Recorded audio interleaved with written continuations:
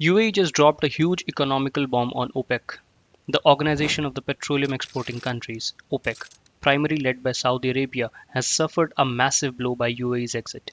But why does this matter so much to India? Watch till the end for complete analysis. UAE has been one of the most suffered country in Iran's war with USA and Israel because Iran was not able to hit USA directly. As a result, they started targeting Gulf countries, primarily bombing Dubai and Abu Dhabi. This did not just damage their infrastructure, but also started ruining their image of luxurious safe haven, which directly hurts their long term goals.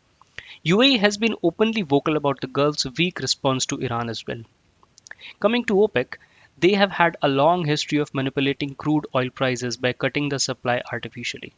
And since OPEC controls nearly half of the crude oil supply worldwide, this inflates the price up to a great extent. By exiting from OPEC, UAE will now be able to operate autonomously by producing oil to its maximum potential of around 5 million barrels per day. As UAE is third largest oil producer in OPEC, this move will result in a significant price drop in the oil market. But who benefits from this exit apart from UAE? India. Many experts are even linking this move to UAE's increasing partnership with India and BRICS. India, being one of the largest importer of crude oil, has now a supplier close to its shores who is ready to provide a steady supply.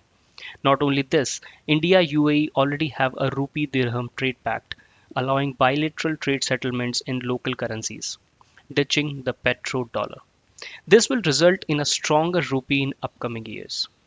As I was recording this video, several articles are being published suggesting that UAE may now send more oil to India via Fujairah port, bypassing the Strait of Hormuz. Let me show you how that will work.